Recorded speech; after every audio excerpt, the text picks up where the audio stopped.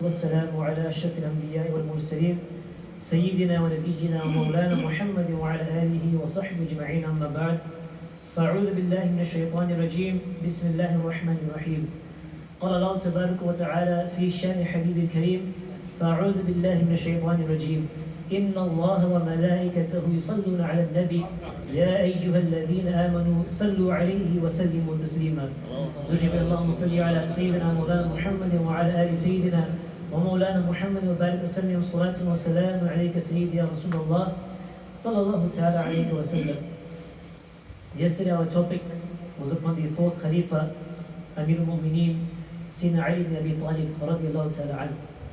And we finished at the point where he was martyred, and after his martyrdom, the Khilafah was passed on towards Imam Hassan radiallahu ta'ala anhu. And so, for the first few minutes I speak about Imam Hassan, and then we move on to Imam Hussein inshallah. So, with Imam Hassan, he was born when Rasulullah sallallahu alaihi wasallam, so Imam Hassan was born in the 3rd year after Hijri. And when Rasulullah sallallahu alaihi wasallam physically departed from this world, Imam Hassan was around 7 or 8 years old. So he's very, very young. But still from him we find about 13 ahadith, even though he's 8 years old. He's memorized 13 ahadith when he was just before 8 years old, from Rasulullah sallallahu alaihi wasallam himself. So he's saying Imam Hassan radiallahu ta'ala anhu, we know that he's the grandson of Rasulullah sallallahu alaihi wasallam. And from the chest upwards, he would resemble Rasulullah sallallahu alaihi wasallam. So Imam Ali, Sayyidina Ali radiallahu anhu says that Imam Hassan would resemble and would physically resemble the Prophet sallallahu alaihi wasallam from the upper body. And from the lower body, Imam Hussein radiallahu anhu would resemble Rasulullah sallallahu alaihi wasallam. So these two parts were resembled in both Imam Hassan and Imam Hussein radiallahu anhu. With one of the excellencies of saying Imam Hassan radiallahu anhu, Rasulullah sallallahu alaihi wasallam states, he was given a khutbah once. And during the khutbah, he would give his attention towards the Sahaba, and then he would give his special attention towards Imam Hassan specifically. So Imam Hassan and then the Sahaba, Imam Hassan and then the Sahaba. And he would continuously, switch his gaze between the Sahaba and Imam Hassan. And then Sayyidina Abu Bakr, he's narrating this. Sayyidina Abu Bakr Siddiq, radiallahu anhu, he narrates this. And he says that when Rasulullah sallallahu alaihi wasallam fixed his gaze towards Imam Hassan, he said that this son of mine, this grandson of mine, this son of mine, he is a master, he's a Sayyid, he's a master. And one day they will come between two groups of Muslims, he will make them reconcile, he will make them come together again. So this is a prophecy of Rasulullah sallallahu alaihi wasallam. We'll find out today what he meant by this, inshallah. Another fazail of Sayyidina Imam Hassan radiallahu anhu was that once in the court of Sayyidina Amir Muharram radiallahu anhu, he gathered a few of the companions, he gathered a few of the people, and he asked the people that amongst all of us, who is the best and who is the most virtuous in terms of his family? Who is the greatest in terms of his family? And somebody stood up and he pointed towards Imam Hassan. He said, Imam Hassan, his father is Sayyidina Amir al-Mu'mineen Ali ibn Abi Talib. His mother is Sayyidina Fatima Zahra, the leader of all the women of paradise. His grandfather is Rasulullah sallallahu alaihi wasallam. His grandmother is Sayyidina Khadija Kubra radiallahu anha. And his uncles and aunties, they're all the relatives Sayyidina Ali and Sayyidina Fatima Zahra radiallahu anhum ajma'een. That all of them, he's got so much, the blood of Rasulullah sallallahu alaihi wasallam inside of him, and so many of his family, so many of his companions were related to Rasulullah sallallahu alaihi wasallam. In terms of all the Sahaba Kiram, the one who's the most virtuous, the one who's the greatest in terms of family, was none other than Imam Hassan, Imam Hussein radiallahu anhuma. So these are some of the fazail, some of the excellency of saying Imam Hassan radiallahu anhu. Now we go to the Khilafat. He was the Khalifa for only 6 months. His Khilafat only lasted 6 months. And during his Khilafat, firstly he tried to find the killers of his father. And he found them and he killed them, he punished them. And then later on, near the end of his Khilafat, he saw a dream. And in this dream, he met Rasulullah sallallahu alaihi wasallam, and he also saw that between his forehead was written the ayat, قُلْ هُوَ اللَّهُ أَحَدٌ. That say Allah is one. This ayat was written between his forehead. And so he began to relate this dream. He told his family that this is what I saw in my dream. I saw Rasulullah sallallahu alaihi wasallam and I saw this between in my forehead as well. Most of his family became very, very happy. They said, it's a very good dream that you've had. But then, when he narrated to one individual, Sayyidina Sa'id radiallahu anhu, Sayyidina Sa'id said to him that if this dream is true and my interpretation is correct, this means you only have a few more days left. You only have a few more days left. And over the course of the next few days, Sayyidina Imam Hassan, people will be constantly trying to poison him. Constantly. So the first time he was poisoned, somebody gave him some dates, some khajur. And he ate about 6 or 7 of these, and they were poison dates. And then the next day he found that his stomach was in agony, and the whole night he was in pain. The next morning he got up, he went to Rawda Rasul sallallahu alaihi wasallam, he made dua there, and he was cured. He was cured from the dua at the Rawda Rasul sallallahu alaihi wasallam, at the blessed shrine of Rasulullah sallallahu alaihi wasallam. And the next day, he was poisoned again through other means. And the same thing happened, the whole night he was in agony. The next day he went to Rawda Rasul, he made dua, and he was cured again. It happened about 5 or 6 times. 5 or 6 times people attempted to poison him. And those 5 or 6 times, every single time he went to Rawda Rasul, he made dua and he was cured. And then the final time, somebody ground up poison, made it into very small dust, and they placed it into his glass. And then when he drank from this glass, it's mentioned that he felt as if his entire body inside was destroyed. He felt as if completely shattered to pieces. He said his heart felt like he's been shattered into pieces. So that entire day he was in complete agony. He's in complete pain. And he knew that he's at this point that he's going to achieve martyrdom. He's going to achieve the rank of martyrdom. So as his departure grew closer, he knew that this one is no turning back now. He spoke to Imam Hussein radiallahu anhu, and Imam Hussein asked him, do you know who's done this to you? Do you know who's poisoned you? And Imam Hassan said, if I told you, what are you going to do? And Imam Hussein, he replied by saying, I'm going to kill them. I'm going to punish them, of course. Because if they've killed you, then in Islamic right, they have a right to kill them as well. But Imam Hassan said that I myself am not sure who has done this. I have a suspicion, but I'm not sure. But Imam Hussein said, so tell me who it is. But Imam Hassan said, I cannot tell you. On the basis of assumption, I'm not sure, so I cannot tell you. If I was to tell you, then perhaps an innocent man may be killed. And I cannot have this on my head. So Imam Hassan, in this situation, he's bleeding on the inside, internally bleeding. His liver is broken. His heart feels be shut into pieces. His stomach is in pain. Even in this situation, he still stayed firm upon Quran and Sunnah. He didn't leave the Sunnah of Rasul sallallahu alaihi wasallam. He didn't want to put an innocent man in guilt. So he stayed quiet. He said, I allow this. And whoever has done this to me, their justice with Allah subhanahu wa ta'ala. Allah subhanahu wa ta'ala will deal with them. You don't need to do anything. And then eventually, Imam Hassan radiallahu anhu, at the age of only 45 years old, he was granted shahada, he was granted martyrdom. And he was passed and he was buried next to Sayyidah Fatima Zahra radiallahu anha in Jannatul Baqi. Now before he passed on the Khilafat, or when he passed the Khilafat on to Amir Muawiyah, because after Imam Hassan comes in the Khilafat system Amir Muawiyah radiallahu anhu. So he passed on to Amir Muawiyah, and he had a few conditions. And the few conditions were, he had 3 conditions. The first condition was, this was before he passed away, of course. The first condition was that when you pass away, meaning to say Amir Muawiyah, when you pass away, you give the Khilafat back to me. Okay? You give the Khilafat back to Imam Hassan radiallahu ta'ala. The second condition was that whatever people owed Sayyidina Ali, or whatever Sayyidina Ali owed people, or rather, sorry, whatever people owed Sayyidina Ali during his Khilafat, you will not take anything from them anymore. You forgive their debts. And the third thing was that Sayyidina Amir Muawiyah radiallahu anhu would do the duties properly. Whatever debts Imam Hassan had, he would pay those debts out. Okay? And then, obviously, Imam Hassan radiallahu anhu, he gave the Khilafat to Amir Muawiyah, and he pledged allegiance to him. And this is where the hadith of Rasulullah sallallahu alaihi wasallam comes in, where Imam Hassan will reconcile between 2 groups of people. So this is where the 2 groups, meaning Imam Hassan's group and Sayyidina Amir Muawiyah's group, they reconciled, they became together again through Imam Hassan radiallahu anhu. A lot of people, when Imam Hassan gave the Khilafat away, a lot of people said disgrace to you. They said shame to you, to Imam Hassan, because you gave the Khilafat away. But Imam Hassan said that shame or disgrace is better than the fire of hell. And so he did this for the benefit of Islam, and for the benefit of the Quran and Sunnah of Rasul sallallahu alaihi wasallam. And then many years later, Imam Hassan was martyred, and then Amir Muawiyah radiallahu anhu, he was on the Khilafat anyways. Now we move on to Sayyidina Imam Hussein radiallahu anhu. Now bear in mind at this point, Amir Muawiyah radiallahu anhu still has the Khilafat during the time Imam Hussein. So Imam Hussein radiallahu anhu is narrated by Rasulullah sallallahu alaihi wasallam.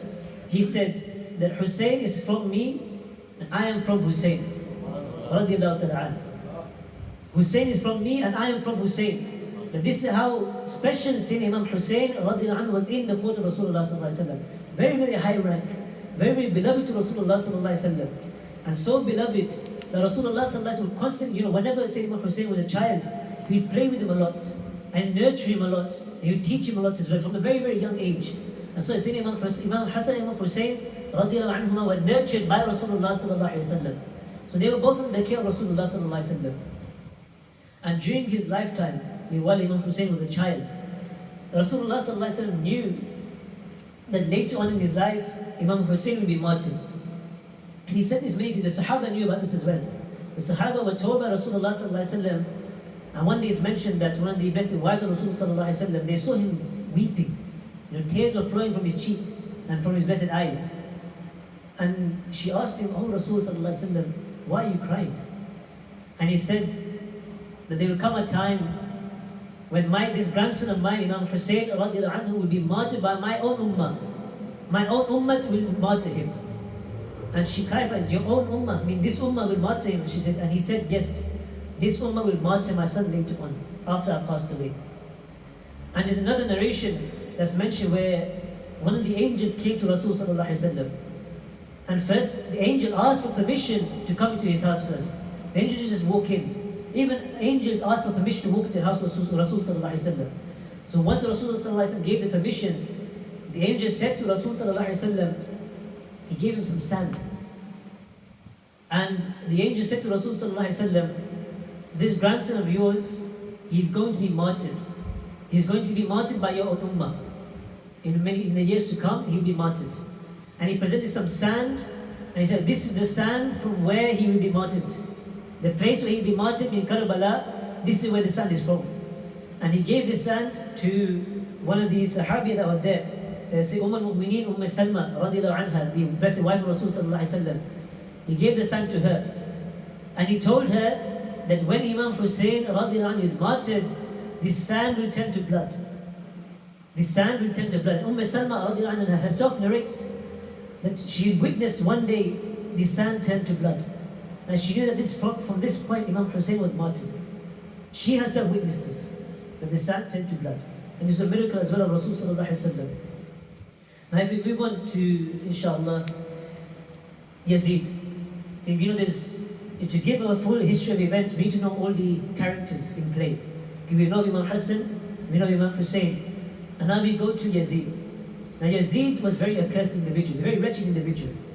Okay? And those people who praise him, they are also wretched themselves as well. But Yazid, after Amir Muawiyah radiallahu anhu, Yazid took over the Khilafat. And he wrote letters to all the governors that Amir Muawiyah has passed away and Yazid is now the Khalifa. He is now the Caliph, the leader of Islam. And so he wrote many letters to many, many people, and he asked them to pledge their allegiance towards him. Or rather, he told them, he didn't ask them, he forced them to. And he wrote a letter to Madinatul Munawwara. And Imam Hussein was in Madinatul Munawwara at this time. And the current governor of Madinatul Munawwara was an individual called Walid bin Uqba. And Walid, when he received this letter, he saw that he was written that Amir Muawiyah has passed away.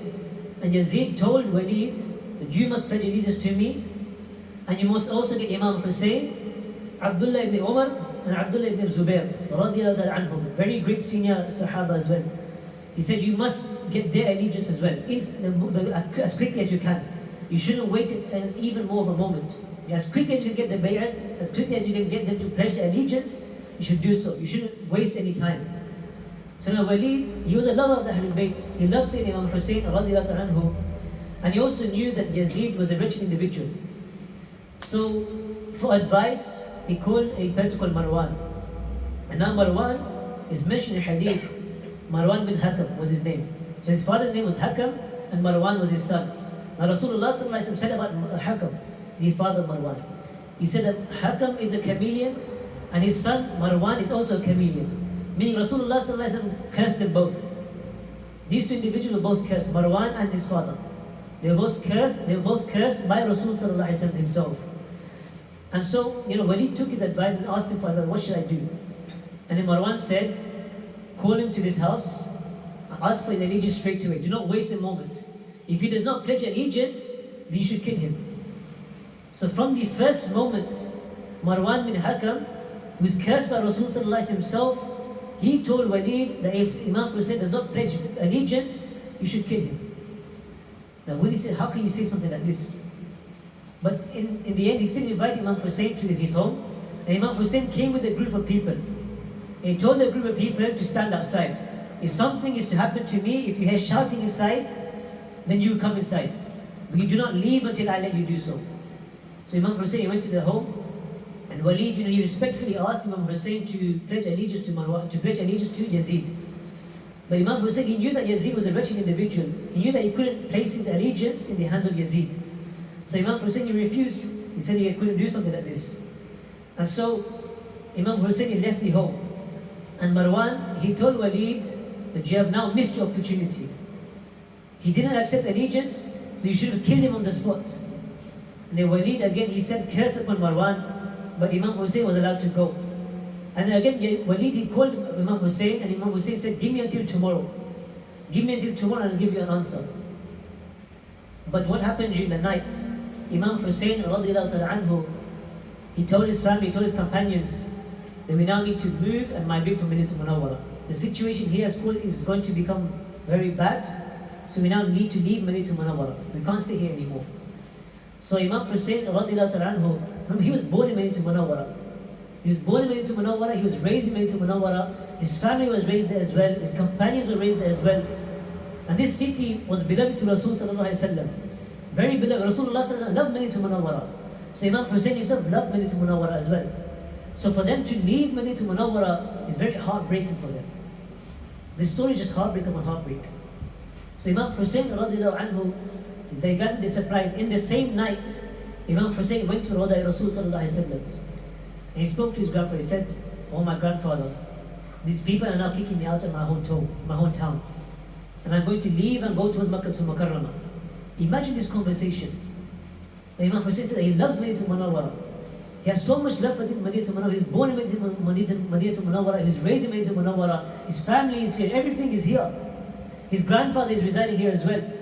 He has to tell his own grandfather that I have to now leave. A very heartbreaking conversation. So Imam Hussein, that same night, after speaking to his grandfather, he left and he made his way towards Makkah to Mukarramah with his family, with a few of his companions. And then he made his way to Makkah to Mukarramah, and when he arrived in Makkah to Mukarramah, the people were overjoyed. They said, the grandson of Rasulullah has come to us. They're very, very overjoyed, they're very, very happy.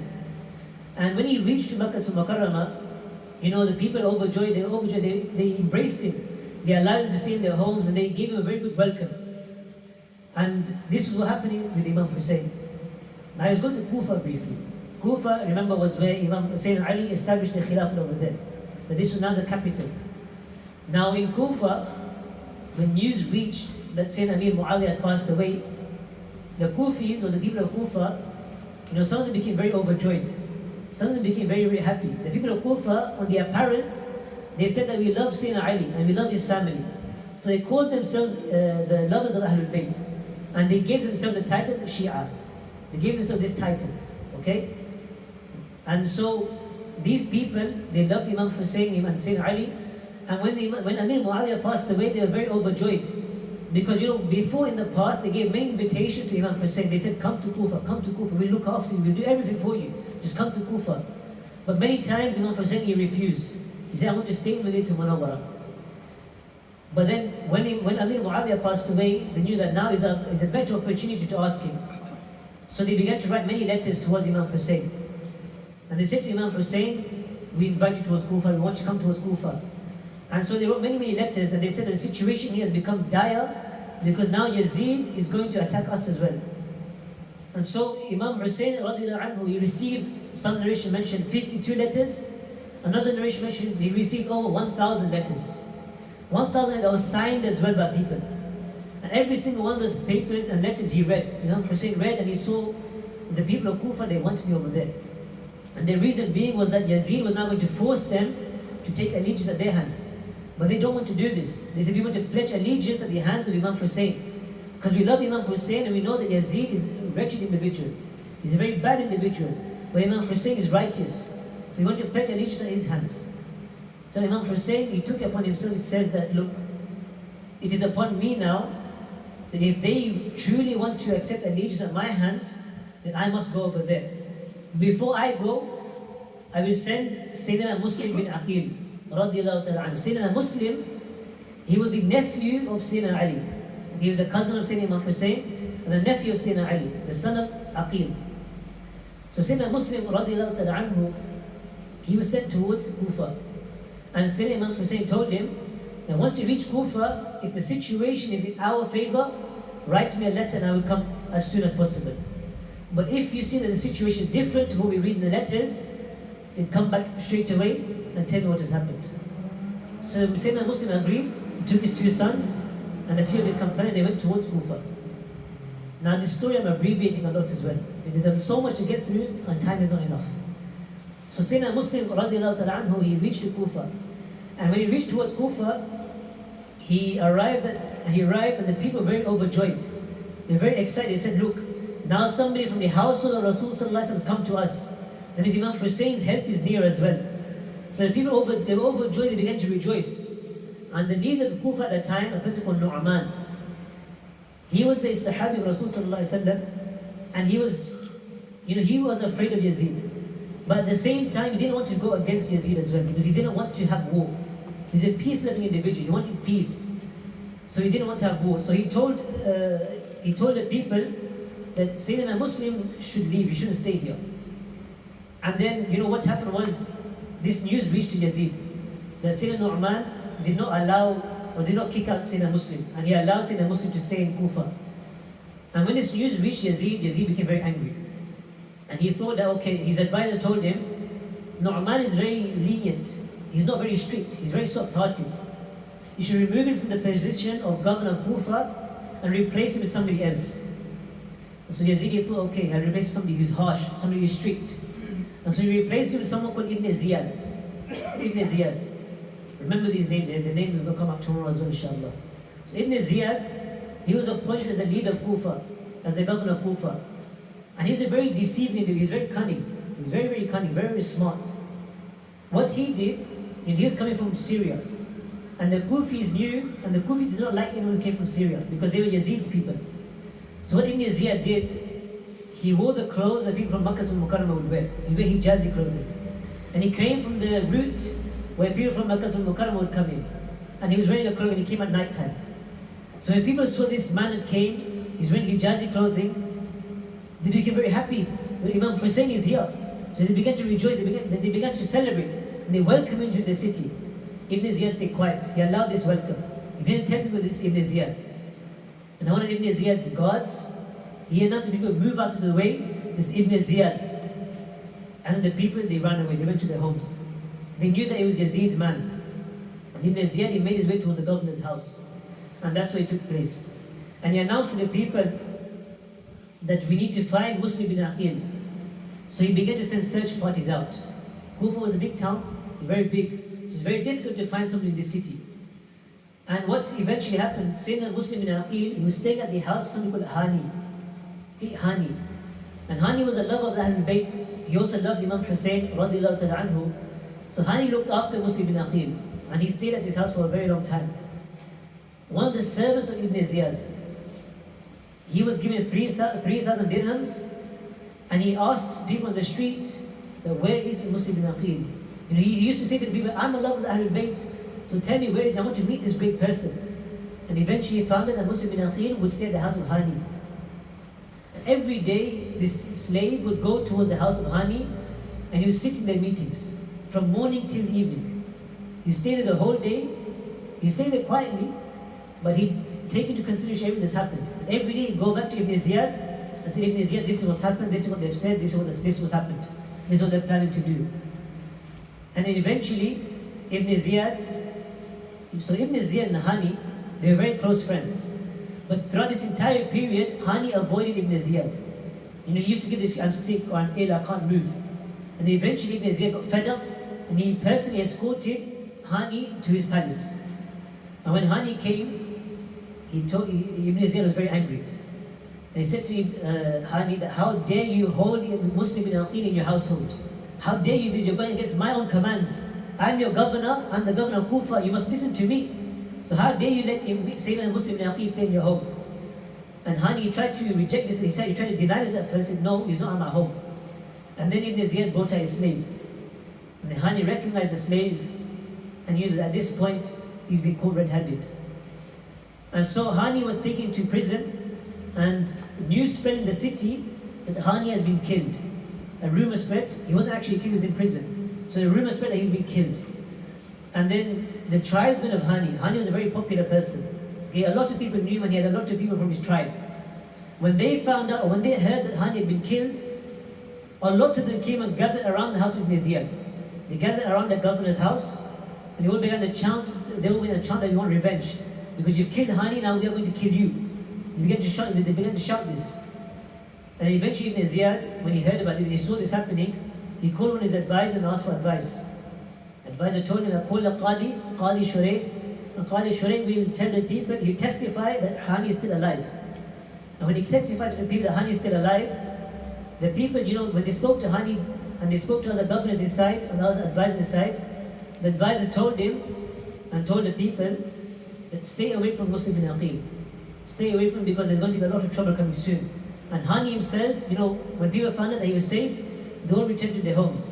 But from that point onwards, a lot of the family members, they found out that they should stay away from Muslim bin Aqil. And that same night, Sayyidina Imam Hassan was leading Maghrib namaz. He was leading Maghrib salah. And when he started his salah, when he stood up after the Iqamah, he saw that there was about 500 people behind him. When he finished his salah, he was the Imam, he was leading. When he said, Assalamu alaikum wa rahmatullah, Assalamu alaikum wa rahmatullah, he turned around and he saw that there's nobody behind him. And from 500 people in that same Jamaat, they all decreased down to nobody. And one by one, people began to leave. And they left Sayyidina Muslim bin Aqil, radiallahu ta'ala anhu. And now from this point, Sayyidina Muslim bin Aqil, he couldn't go back to the house of Hani, because Hani was now captured. So Sayyidina Muslim began to roam the streets of Kufa, began to walk around. Where is he going to go? He's got no food, no water, no possessions, nobody's with him. What's he going to do? Where is he going to go? And so he sat at the doorstep of a woman's house. And she's a very pious lady. And when she saw Muslim bin Aqil, she asked him, do you need anything? And he asked for a cup of water. So she went into her home, grabbed a glass of water and gave it to Sayyidina Muslim bin Aqil. And he drank that water, gave the cup back to her, and then he stayed there at the doorstep. And the lady said, don't you have anywhere to go? I've given you water, don't you need to go anywhere? And he stayed quiet. And she asked him, don't you need to go?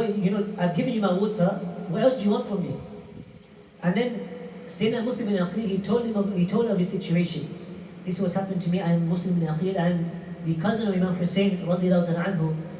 So then the lady, she's very overjoyed, she's very happy, she's very excited. Because now, she's in a situation where she's now hosting one of the household of Rasul sallallahu alaihi wasallam. So she took him into her home, and she began to serve him. She began to serve him a lot of food, a lot of water, but he didn't eat anything. And then during the night, her son came into the home, and her son was an alcoholic. He drank a lot of alcohol, and he didn't know what was going on. He just saw his mother coming in and out of her room a lot of times. So he's asking his mom, "What's going on?" But she tried to keep it a secret, and he kept pestering his mother, "What's going on? Why you keep going out and in and out of this room?" And she eventually told him that he's seen a Muslim bin Aqil who is in her household. Now this son, he had a friend, and one of his friends was a close advisor of Ibn Ziyad. So when he told his friend that Muslim bin Aqil is in my home, that same night, Ibn Ziyad sent a group of people armed with swords to the house of Muslim bin Aqil. Now said the Muslim bin Aqil, when he heard the sound of horses outside the home, he pulled out his sword. He knew that now there is no way back. There's no chance of me going back now. And so he pulled out his sword and he stood at the doorstep. And the soldiers, when they tried to come inside, said, Muslim bin Aqil, remember, he's the nephew of Sayyidina Ali, radiallahu anhu, so he had that hairy blood inside him. So he began to fight. There's many soldiers on one side, he was by himself. He managed to push them all back. He began to fight all of them. And these people, they knew that we can't win like this. There was many against one man. But this one man had that Hydri blood inside him. He had that blood of Sayyidina Ali radiallahu anhu inside of him. So they knew that they couldn't fight him 1-to-1. So what they did, they went on the rooftops of the other houses. They began to chuck stones at him. They began to chuck stones, they began to throw, they began to light things on fire, they began to throw that at him as well. And the people on the ground, they were also fighting him. And eventually, Sayyidina Muslim bin Aqil was very tired as well. And eventually somebody struck his lip, the bottom lip, and they were split into two. And his teeth also became shaheed as well. So his teeth were knocked out. And he became so tired, and the people said to him, that surrender now, we'll give you protection. Surrender now, we'll give you protection. But he refused each time. But eventually became so tired, and he had suffered so many wounds, that he was leaning on a wall and he was still trying to fight. And eventually he accepted their plea, and he said that if you give me protection, then I surrender. He said, yeah, we'll give you protection. And so the army of Ibn Ziyad, they took Sayyidina Muslim bin Aqil back towards the governor's house. And there's a long conversation between Ibn Ziyad and Muslim bin Aqil, but eventually the last few statements were that Sayyidina Muslim bin Aqil would be killed now. He's going to be punished for what he's done. Now Sayyidina Muslim bin Aqil, when he heard that he's going to be martyred, he said, Inna lillahi wa inna ilayhi raji'un. He didn't say this for himself. He didn't say this for himself. He said this because he had already written to Imam Hussein that yeah, the situation in Kufa is pleasurable. The situation in Kufa is good. So you should now come to Kufa. And Imam Hussein already made his way towards Kufa. He's on his way now. But Muslim bin Aqil said, Inna lillahi wa inna ilayhi raji'un, because he knew that now Imam Hussein, when he comes to Kufa, he's also going to be martyred now as well. So he felt slightly guilty that it is on my watch now that Imam Hussein is coming to Kufa. And it is on my watch that Imam Hussein and his family may be martyred. This is why he said, Inna lillahi wa inna ilayhi raji'un. And then Ibn Ziyad told his soldiers to take him to the rooftop. And on the way to the rooftop, Sayyidina Muslim bin Aqil, he's only recited the Shahada, he recited the Takbir, he made a Tawbah, and he began to recite Durood Sharif. He began to recite Durood Sharif upon Durood Sharif upon Durood Sharif. And then Ibn Ziyad ordered his soldiers to chop his head off and kick him off the building. And his soldiers did so. And Muslim bin Aqil, the cousin of Imam Hussein, the nephew of Sayyidina Ali ibn Abi Talib radiallahu anhu, was martyred from there. And he was thrown off the building as well. And when the people, they saw this, every single person in Kufa, they all became quiet. Everyone left there, everyone stayed in their homes. And the whole city of Kufa, a very big city, became very, very quiet. Overnight it became very quiet. Because the blood of the nephew of Sayyidina Ali radiallahu anhu was now leaking on the city of Kufa. And people were very quiet. Nobody even knew what the neighbor was doing anymore. It got to that situation. And eventually, what also happened, Ibn Ziyad, such a wretched individual, he found Hani, he was already in prison, he took Hani out, dragged him on ropes towards the marketplace. And he dragged him to ropes in the marketplace, and remember, the situation was such that before when Hani was imprisoned, the whole house of Ibn Ziyad was surrounded by his tribesmen. Thousands of people surrounded that house. But now, there was nobody. Hani was going, where are my people? Where is my family? And where are the same people who used to surround the house of Ibn Ziyad? Where are they gone now? And Hani was also martyred as well. Inna lillahi wa inna ilayhi raji'un. Now from tomorrow, inshallah, we'll go to Imam Hussein's entrance to Karbala, into Kufa, and then on Sunday, the events that took place at Karbala, and then there's also a program on Monday, inshallah, and that will be the aftermath of Karbala. So tomorrow's program will be after Maghrib, but Sunday will be after Dhuhr, inshallah. And then on Monday again back to after Maghrib. So that will be our the plan for the next few days. Jazakallah khair for listening. May Allah accept and forgive any mistakes I have made. وَمَا عَلَيْنَا مِنَ الْبَلَاغِ الْمُبِينِ وَالْحَمْدُ لِلَّهِ رَبِّ الْعَالَمِينَ.